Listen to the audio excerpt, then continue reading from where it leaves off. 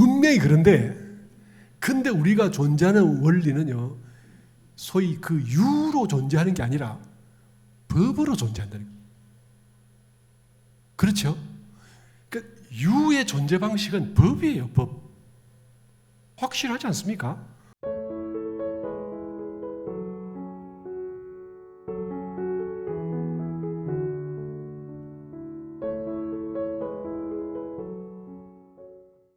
제가 설날에 그 법회가 쉬고 화요 법회가 있었는데 그때 반야심경을 조금 말씀을 드리고 그 화요일과 일요일이 법회를 같이 가려고 했는데 갑자기 반야심경을 들으시고 이걸 일요일 법회에 해주시면 좋겠다는 분이 많이 나타나셔가지고 고민을 하다가 일요일 날 반야심경에 우리가 어차피 반야심경 한글본을 하니까 조금 설명을 더 드리고 가야 되겠다 생각을 했습니다. 지난번에 제가 그 반야바라밀다와 그 관자재보살 그다음에 조견에 대해서 말씀을 드렸죠. 조견은 이제 우리가 그 물이 이렇게 물 위에 있는 그림자를 비추듯이 예를 들면 구름을 비추고 하늘을 비추고 날아가는 새를 비추고 하듯이 그렇게 비추는 것이 조견이다. 그래서 우리가 일체 경계를 대할 때 그렇게 보는 것을 조견이라 한다. 비추어 본다. 이렇게 말씀을 드렸어요. 그런데 이제 오온이라는 게 나오죠. 뭘 비추어 보냐? 오온이 다 공함을 비추어 본다. 이렇게 말씀을 하셨잖아요. 사실 제가 그 가급적이면 그 글자 해석을 안 하려고 하는데 부득이 이건 이제 해석을 해야 될 것 같아요. 그래서 이제 말씀을 드리겠습니다. 오온이 공하다라고 했을 때 그 사실 이게 핵심인데 오온이 공한 줄을 모르면 고해를 건널 수가 없다라는 이제 대전제가 있는 거죠. 그러니까 오온이 공함을 비추어 보고서야 고액을 건넜다 이렇게 말씀을 하셨고 정산종사께서도 반야심경의 핵심은 조견오온 계공이다 이렇게 이제 말씀을 하셨잖아요. 그런데 그러면 왜 오온이 공하냐 하는 핵심은 뭐냐면요. 오온이라는 것이 결국은 그 실체로 존재하는 것이 아니라 다른 그 인연의 가합으로 모였다. 이게 이제 무슨 말인가 하면 다른 인연에 의지해서 소위 지지대가 받쳐줌으로 인해서 똑바로 서 있는 이제 이런 느낌을 그 인연의 가합이다 이렇게 표현을 하죠. 이 긴 나무작대기를 하나 세웠는데 이게 어디로든지 넘어간단 말이에요. 그런데 이걸 넘어가지 않게 하려면 뭔가 이렇게 나무작대기를 받쳐야 되는데 그 나무작대기가 결국 인연이라는 말이고 그 인연은 언젠가는 다 하고 실체가 결국은 없이 무너질 거기 때문에 결국은 나무작대기도 쓰러지게 된다. 그런 것과 똑같이 오온이라는 것이 본래 자기 성품을 가진 것이 아니라 주변의 인연의 도움으로 잠시 있는 것이다. 그래서 이걸 오온의 그 가합이다. 인연의 가합이다. 이렇게 말씀을 하는 겁니다. 색이라는 것이 인연의 가합인 줄은 다 아시겠죠?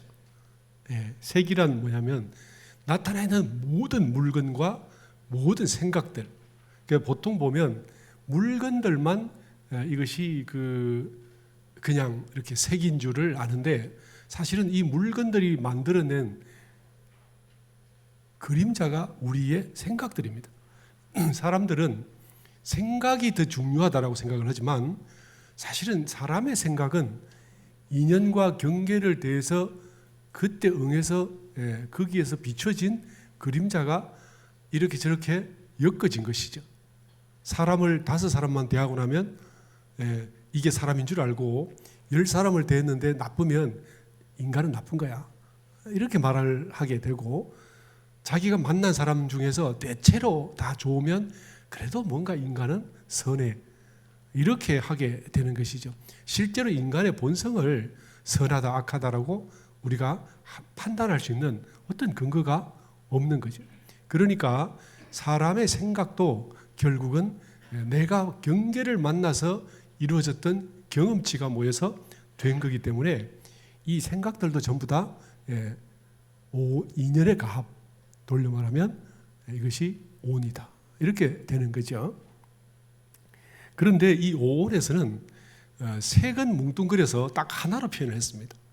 그런데 정신은 이 수상행식이라는 네 가지 그림자에 일어나고 진행돼가고 이 생각이 생각을 만드는 그 과정을 이렇게 네 가지로 말씀을 하셨어요. 그런데 우리가 이 수상행식이라는 것이 이것이 사실은 그 어떤 그 정신작용이 이제 이게 왜 순서가 이렇게 되어 있냐면 앞에서부터 거칠고 더 세다. 그래서 이게 앞에 것을 추라 그러고 이제 밑으로 내려갈수록 그 이렇게 정묘하다.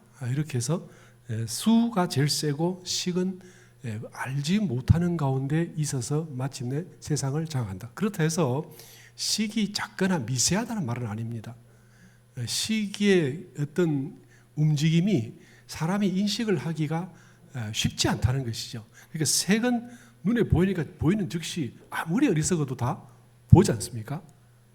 그 다음에 수라는 것들도 쉽게 느껴지죠. 그런데 이 식이라는 것은 그렇게 크게 작동을 하는 것이 잘 아니거든요. 그러니까 그러니까 미세하게 작동하는데 모든 걸 장악을 하게 되는 이런 구조가 있습니다.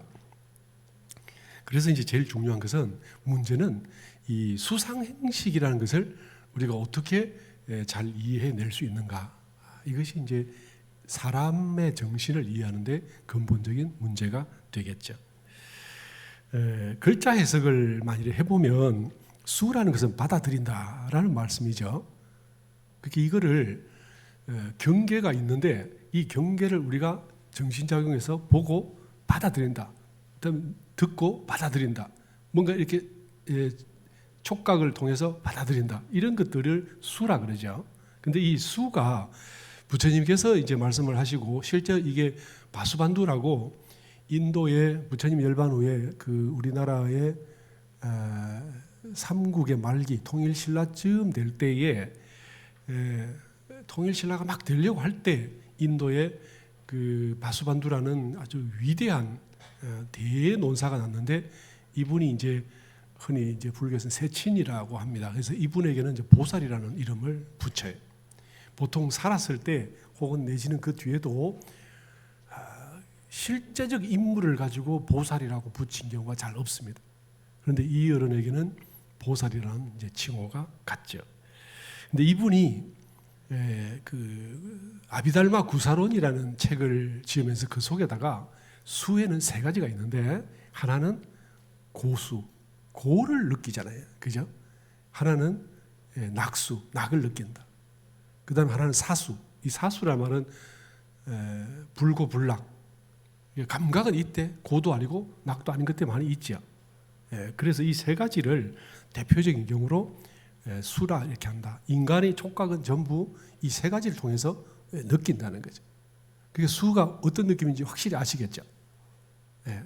수상행식을 막연하게 생각하면 내수행으로 연결이 안 됩니다.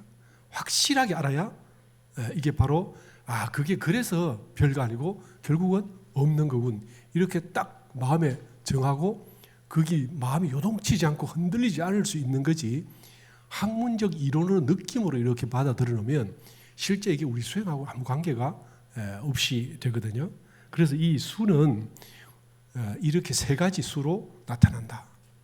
이렇게 표현을 하셨고, 그다음에 상이라는 게 있는데 이거는 이제 서울도 이런 말을 쓰는지 모르지만 뭉터기라 아십니까? 제가 이게 경상도 사투리인지 표준에 있는지 잘 모르겠습니다. 그러나 이 여러 가지를 받아들이다 보면 그 어떤 받아들임의 그 어떤 통으로 받아들인다 이렇게 어떤 그 예를 들면 어떤 뽀삐라는 강아지가 있다면 그 강아지 느낌이 있잖아요. 전체적으로. 그죠? 그래서 그 느낌이 이렇게 뭉쳐진 거 이런 거를 이제 상이라 그래요. 그래서 우리는 그 수를 통해서 자꾸 받아들이다 보면 그 상이 만들어지죠. 예, 하나하나의 감각을 가지고는 그걸 잘 모르겠지만 자꾸 받아들이다 보면 그 사람에 대해서도 상이 생기고 저 물건에 대해서 상이 생기고 이렇게 한단 말이에요. 그래서 이것이 분명하게 상이라고 할 수 있습니다. 그 다음에 행위인데 사실 이 부분에서는 굉장히 많은 학자들과 많은 사람들이 저마다 주장이 엄청나게 달라요. 그래서 제가 만 여기서 이야기하고 나면 또 다른 사람들이 저 사람 틀렸다라고 이제 뭐 할 수도 있고 그런데 꼭 집어서 말하기는 이제 애매할 만큼 그만큼 이제 복잡해요. 그렇지만 수행을 할 때는 이걸 이렇게 대충 알아서는 되는 일이 아니거든요. 그래서 이게 내 공부가 되고 내가 견성을 하고 내가 이 소위 고해를 넘어가려면 이 행을 정확히 알아야 됩니다. 근데 이 행을요, 옛날에 부처님이 열반하시고 한 200년 뒤에 부파불교 시대가 열렸는데 그 부파불교 중에서 설일체유부라는 그 부파가 제일 세고 영향력이 후대까지 가장 강력하게 미쳐집니다. 근데 그 설일체유부에서 아비달마 대집론이라는 책이 있는데 제가 기억이 정확히 안 나는데 아마 거기 있을 거예요. 거기서 뭐라 했냐면 수상행식이 그 이제 아비달마 그러니까 부파불교 시대는 5위 75법이라서 인간의 생각은 75가지가 전부야. 이렇게 주장을 할 때가 있었어요. 그 뒤에 이제 유식이 나오면서 인간의 생각은 100가지다. 이렇게 이야기를 하지만 그 전에는 75가지라고 했을 때 그때에 수상행식도 포함되겠죠. 그래서 그 수상식 이 세 가지를 빼고 나서 나머지 72가지가 다 행이다. 이렇게 말을 합니다. 그러니까 이제 우리가 일으키는 오만 그 생각의 기능, 그러니까 생각의 그 결과물들 말고 기능으로서의 이 식작용, 그 의식작용들 이걸 전부 다 행이다 이랬는데 이걸 제가 그 비유를 해보면 이렇게 우리가 지금 전등이 있고 전등이 이렇게 일체 만물에 비치고 있잖아요. 그런데 결과물로서 보면 이렇게 그 제 옷이 이렇게 뭐 재색이라든지 그 다음에 이렇게 우리 나무색 뭐 그 다음에 이렇게 뭐 검은색, 흰색 막 드러나는데 이 색깔이 어떻게 드러나냐면 사실 저 전등 때문에 드러나는 거죠. 불이 없다면 우리는 색깔을 가질 수가 없잖아요. 그렇죠? 그래서 색깔이라는 것이 분명히 있는데 이게 뭘로 인해서 있냐? 등으로 인해서 있다. 근데 등이 우리가 이게 하나가 아니죠. 등에서 비치는 중간 과정이 있잖아요. 이 중간 과정을 만약 뭔가 검은 천으로 막아버리면 안 보이잖아요. 그죠? 이럴 때 우리 눈에 보이진 않지만 뭔가 등에서 쏟아지는 그래서 그걸 빛이라는 걸 우리는 볼 수 있다라고 말하지만 사실은 빛을 볼 수는 없거든요. 근데 그것이 이제 사물에 와서 그 물건들이 각각 저마다 반사하는 그 파장을 봐서 우리는 색깔을 보는 거지 환하다 밝다라는 것이요 사실 어둠하고 똑같습니다. 해만 있고 이 경계가 없으면 마치 우주 공간이 새까만 것처럼 우주가 새까맣잖아요. 그죠? 근데 거기 빛이 없냐? 빛이 있죠. 있는데 경계가 없으므로 우리는 빛을 볼 수가 없는 거죠. 그런 것처럼 이 행이라는 것은 엄청난 세력으로 구석구석에서 작용을 하고 있는데 그런데 그 모양은 묘하게 드러나지 않는 이런 것입니다. 마치 사람이 의욕이 있는데 어떤 결과를 이루려고 할 때 의욕이 있는데 물건을 보지 않으면 그 의욕을 행할 수가 없죠. 그런데 분명히 경계를 당했을 때 행하고 나면 그 결과물로서는 행해졌지만 내가 따로 있고 그 결과물이 따로 있는데 그 중간에 내가 일으킨 어떤 의지, 그 의욕 같은 게 있죠. 뭐 찝을 수는 없지만 이런 것을 우리가 행이다 이렇게 정확하게 이해를, 물론 이게 뭐 안 정확하다, 딴 사람은 다른 주장을 할 수도 있습니다. 그렇지만 대체로 모든, 제가 이제 많은 책들을 한때 파봤는데 거의 이걸 향해 있어요. 주장들이, 그 말씀들이. 그래서 행위란 것은 어찌 보면 기라고 할 수도 있고, 기는 꼭 뭐 정신적인 기도 있고 물질의 세력의 기도 있고 다 있겠죠. 그렇지만 그 어떤 느낌 아시겠죠? 제가 지금 말씀드린 어떤 느낌, 보이진 않지만 실제로 세상을 움직이는 이런 것처럼 우리가 경계를 대해서 상으로 받아들이고 상의 뭉텅이가 생기면 그때는 어떤 의욕이 생긴단 말이에요. 예를 들면 고수, 낙수, 사수라는 세 가지가, 고라는 것이 싫잖아요. 그러면 거기에 뭐냐면 왠지 싫은 느낌이라는 게 아직까지 결정하진 않았지만 이건 아프니까 싫어, 이건 즐거우니까 좋아, 이렇게 해서 선택하는 어떤 그 정신이 생기고, 이것이 뭉치면 하나의 그 대상을 향한 생각이 일어나요. 이 생각은 물질은 아니지만 그 물질에 준하는 어떤 취사 선택의 호호가 있죠.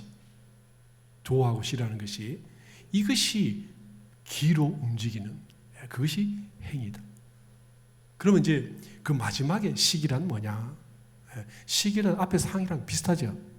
그런데 제가 이거를 표현을 이제 비유를 하자면,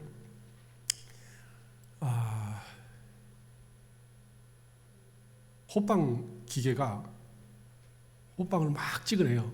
그러면 그 찍혀서 나온 호빵이 그게 식입니다.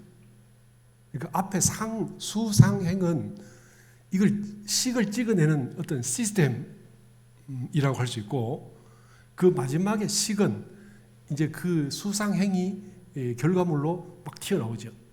그래서 이제 호빵은 사실 호빵 기계랑 아무 관계 없죠. 그런데 사람의 의식은 이게 호빵하고 달라서 이 식 자체가 또 다른 어떤 그 이 이미지를 만들고 선악, 취사, 애정 이런 걸 만들어서 또다시 여기 뭡니까? 수상행에 개입을 하게 됩니다. 그러니까 원래 수는 그냥 받아들임인데 식이 개입된 수, 이것은요 선택을 해요. 수 자체에서 선택을 해요. 그러니까 이게 계속 수상행식 돌면서 어떤 일이 벌어지냐면 내가 좋아하는 것만 눈에 잘 보여. 지금 우리가 모든 걸 다 보고 다 느끼는 것 같지만 사실은 지극히 미미하게 내가 딱 거누고 있는 그것만 보이고 그것만 지금 듣고 있잖아요. 지금 제 이야기에 집중하고 있다면 요 이야기에만 집중해서 딱 거누고 그것만 듣잖아요. 사실 제 이야기 말고도 많아요. 불빛도 있고, 그죠? 앞에 우리 합창단도 있고, 뭐 의자도 있고, 내가 앉았는데 뭐 엉덩이가 좀 이렇게 뻑뻑하게 이렇게 뭐 힘들다 뭐 이런 느낌도 있고 다 있는데 왜 지금 나는 이걸 선택했기 때문에 그게 먼저 들어오죠. 그래서 수라는 것이 모두가 부처님처럼 다 받아들인 게 아니라 내가 선택한 것 중심으로 받아들이고 그걸 가지고 그것만을 경계로 삼고 그걸 가지고 또다시 상행식 또 수상행식 이렇게 계속 돌게 되죠. 그런데 이것들이 뭐냐면 애초부터 본래 있는 것이 아니라 내가 선택한 바고 내가 어떤 이렇게 그 꽂혀서 이게 뭐냐면 업에 의해서 수가 일어난다. 자, 그러면 이제 제가 처음 수를 말씀드린 거하고 다르죠? 처음 수는 순수하고 말 같은 것 같잖아요. 그런데 수상행식을 한 바퀴 돌고 나면 다시 수할 때는 어떻습니까?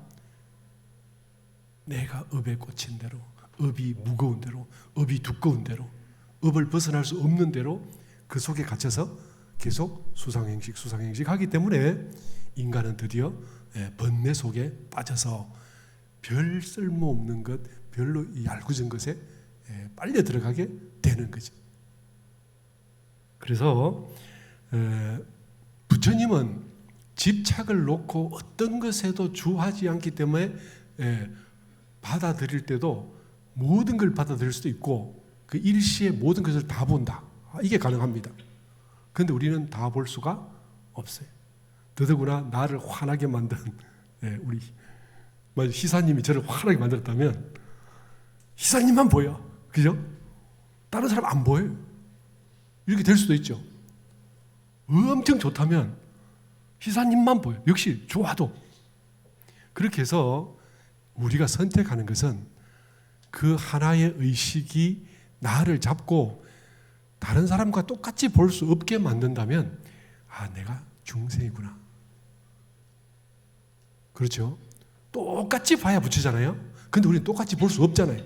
저 사람 지난번에 그랬었지. 그럼 벌써 달라지죠. 그래서 대종사님께서 어떻게 하셨습니까? 아까 엄청 화내놓고 다시 오니까 언제 그러냐는 듯이 이렇게 대하셨다. 부처님이니까. 그죠? 우리는 아까 너 그랬잖아. 이렇게 되는 거죠. 수상행식에서 물들미, 이건 수시로 계속 끝없이 이렇게 일어나기 때문에 부처님께서 새로 아까 엄청 화냈던 그 혼냈던 제자가 새로 왔을 때 따뜻하고 헌연스럽게 대하셨다.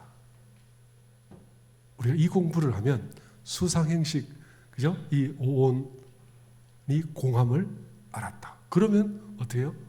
고에서 건너느니라. 이렇게 되는 것입니다. 그리고 공과 색 그리고 법, 이 부분을 이제 말씀을 드리겠습니다. 사실 공이라면요, 아까 이야기했듯이 오온이 공하다 이렇게 말씀을 하셨잖아요. 그러니까 공이라는 것은 있다도 아니고 없다도 아니에요. 그죠? 뭔가 이렇게 우리는 좀 깔끔하면 좋겠는데, 그렇죠? 이게 특히 이제 남자들 내지는 이제 남도 남자들, yes, I know, 확실히 말해 이렇게 그거 잘 하잖아요.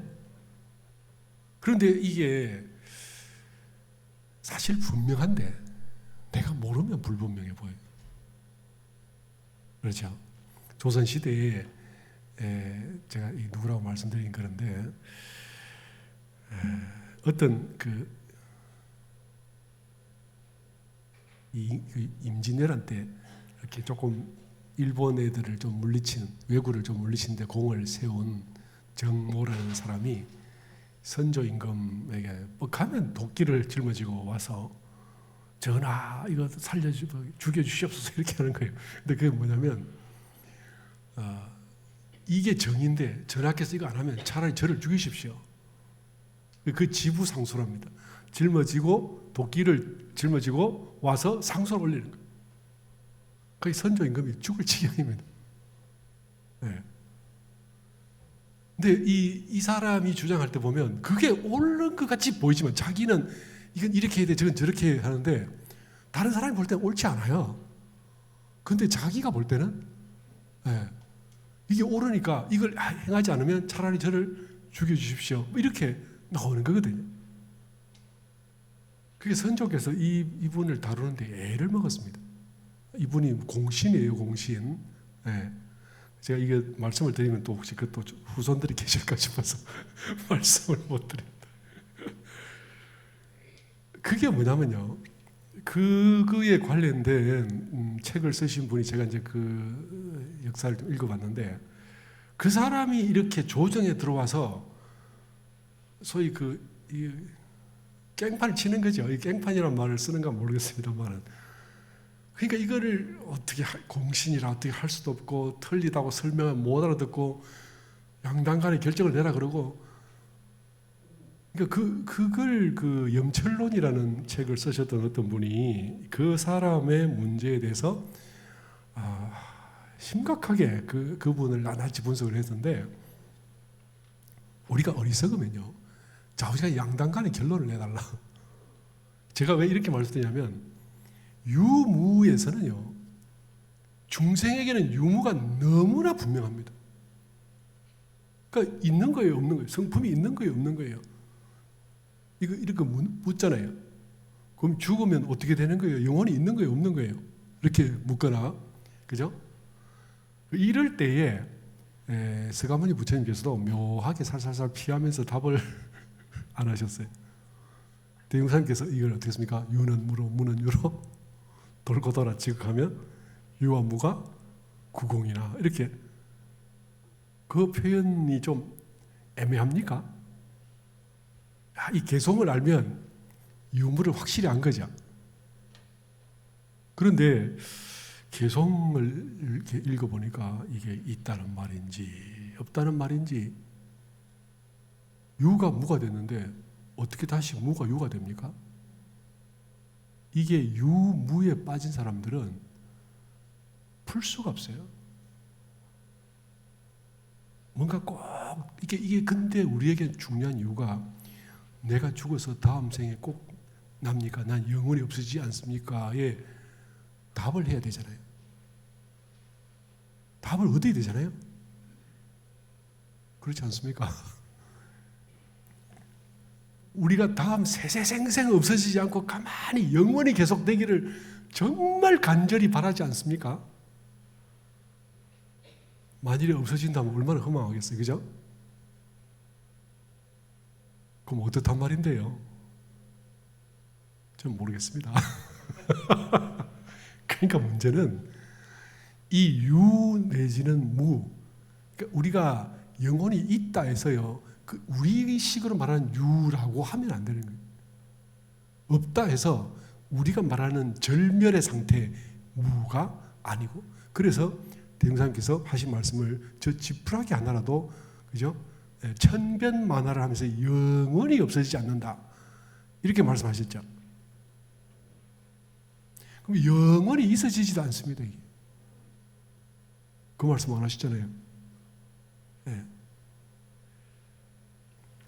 이 유무를 가지고요, 화두를 삼으셔야 됩니다. 색이라는 것은 공과 이 색으로 끊임없이 바뀌면서 돌아가는데, 이 유한 것들의 있음의 그 존재 원리는 법입니다. 법. 그렇죠? 우리는 있음의 존재는 시간과 공간을 차지한 절대적 존재처럼 딱 이렇게 있는 줄을 알지만, 그런데 머리로는 이해하시잖아요. 머리로는 한때라도 그냥 있지 않고 무수하게 변화 중이고 계속 변화하고 있다 라는 건 아시죠? 고정된 이 물질도 원자 세계, 그 분자 원자 세계에 들어가면 계속 변하고 있다라는 거는 학교에서 배워서 다 아시잖아요. 그죠? 책에 다 써놨잖아요. 그런데 실제로 어떻습니까? 내가 그걸 받아들이려니까 그렇게 난 늘 변하고 있으라고 확연하게 느끼고 그걸 그대로 받아들이시나요? 왠지 이렇게 계속 있는 나로 느끼시잖아요. 그죠? 근데 가끔씩 그걸 보면 아이 좀 늙었네. 때로 또 그걸 보면 아 늙었네. 지금 그렇게 하시는 거죠. 늙었지만 그래도 이 늙은 나가 있다. 이렇게 하시잖아요. 그죠? 저만 그렇습니까? 분명히 그런데, 근데 우리가 존재하는 원리는요, 소위 그 유로 존재하는 게 아니라 법으로 존재한다는 거예요. 그렇죠? 그러니까 유의 존재 방식은 법이에요, 법. 확실하지 않습니까? 너무 답이 없으시네. 예. 그래서 색이 법으로 존재하는데, 그러면 공은 뭐냐? 공도 사실은 어떻습니까? 법이에요. 그래서 색법이라고 말하는 겁니다. 그래서 공과 색은 법에 의해서 유는 무로 무는 유로 계속 돌고 돌아서 우리가 말하는 색이라는 것이 원래 공하고, 그러므로 오온도 이 수상행식도 공하다, 이렇게 되는 거죠. 다시 한번, 이게 한 번 생각으로 머리로는 알겠는데 가슴으로 와닿진 않아요. 확실하게 인식되진 않아요. 아직 우리가 이렇게 있음으로 존재한다라고는 굳게 수도 없이 눈 떴다 하면 그냥 있음을 보기 때문에 계속 그 고정되고 고착된 있음으로 우리는 인식을, 소위 쇠뇌를 당하고 있지만, 그러지만 어때요? 실제로 존재는 다 법으로 존재한다. 그래서 부처님 내지는 깨달은 모든 어른들 하나같이 뭡니까? 법이라고 표현을 해요. 이 있는 물질이라고 안 하고 유를 하지 않고 법이라고 표현을 하게 되는 것입니다. 그 다음에 무명이다. 이 말씀인데 무명이라는 것은 빛이 없다 하는 말이죠. 자, 인과의 시작이 무명입니다. 그죠? 부처님께서 12연기를 말씀할 때 무명, 행식, 유기, 명색, 촉, 입, 수, 그죠? 촉, 수, 뭐야 갑자기 수, 그 다음에 제가 갑자기 생각이 안 나네. 수, 명색, 유기, 촉, 수, 애치유 이렇게 되는 거죠. 예. 그래서 이 12연기의 시작이 그게 바로 무명이다. 사람들은요 불교를 안 믿는 이유가 뭐냐면요 애초부터 유에다가 딱 이렇게 머리를 쳐박았어. 있잖아. 그 우리 한정없이 있을 것 같잖아요. 그러니까 돼요. 이 유에 딱 이게 머리를 쳐박았다는 표현이 좀 이상하지만 그게 바로 머리를 그따 쳐박아서 있다라고 생각하는 그게 뭐냐면 무명이란 말이에요. 밟지 못하다. 계속 있을 것 같고 복이 영원히 계속될 것 같고 은혜가 항상 될 것 같고 그러니까 어떻습니까? 불법으로 오지를 않는 겁니다. 만일 이게 법으로 보이면 누가 법을 불교로 안 오겠어요? 무조건 원불교로 오게 돼 있어요. 그렇죠?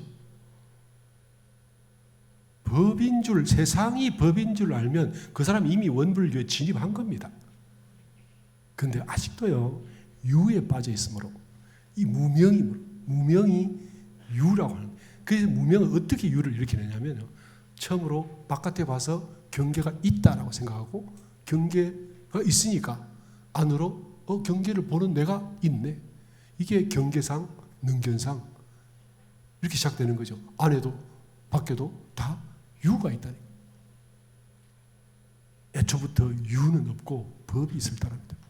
인연 따라 모이고 인연 따라 생로병사를 거쳐갈 따릅니다. 예, 이렇게 알면 무명을 벗어나게 된다. 무명 그러니까 무명이 뭘까? 무명의 핵심은요 유에 빠진 겁니다. 그리고 유에 빠지면 또 무가 알아지죠.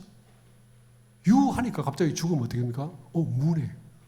이렇게 되는 거죠. 유무에 떨어진 것을 무명이라 한다.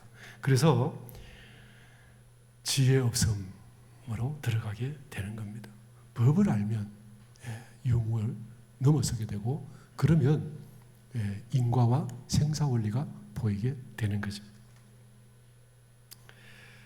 시간이 없어서 제가 이거 하다 보면 자꾸 시간이 지나가서 열반만 말씀을 드리고 이 열반이라는 것이 우리 그 반야심경은 안욕다라 삼맥삼보리 이렇게 하는데 이걸 이제 아누다라라고 표현하는 것이 옳다. 안욕다라가 옳다라는 것은 그냥 이게 인도어를 중국어로 번역해놨는데 그걸 음차해서 우리가 옮기기 때문에 쓸기는 욕이라고 하지만 실제 발음은 누에 가깝다. 뭐 그렇게 하는 말입니다. 아라는 말은 없다는 말이고요. 뭐가 없냐?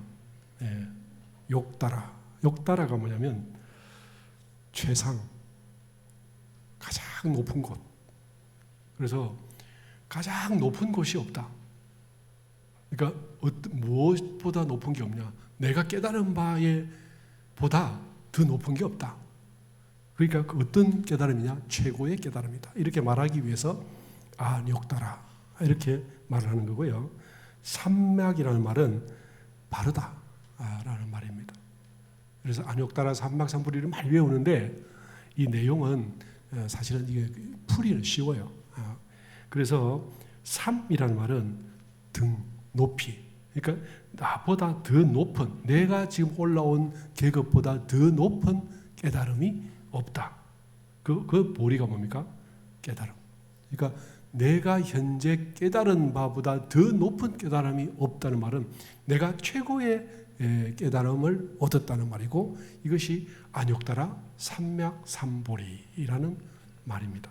그래서 이렇게 이 내용을 아시고 난 뒤에 이것만 가지고 우리 한글 반야심경을 공부하면, 그러면 한글로 외우는데 아주 효과적이지 않을까, 그런 말씀을 해서 드렸습니다.